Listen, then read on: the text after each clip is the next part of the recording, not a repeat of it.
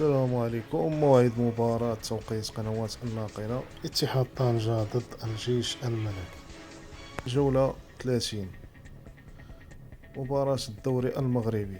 خوت، قبل ما نبداو الفيديو ما تنساوش ديروا لايك واشتركوا في القناة وضغطوا على زر الجرس باش يوصلكم كل ما هو جديد لدينا ان شاء الله. نبداو الفيديو. بسم الله وبركة الله. تقام مباراة الجولة الأخيرة والحاسمة من الدوري المغربي يوم الجمعة المقبل موافق 23 يونيو 2023، وهي مباراة حاسمة والمهمة للغاية، خاصة فيما يتعلق بالمتوج باللقب، حيث يعتلي الجيش الملكي الصدارة والفوز يمنحه البطولة بغض النظر عن نتيجة منافسي الوداد.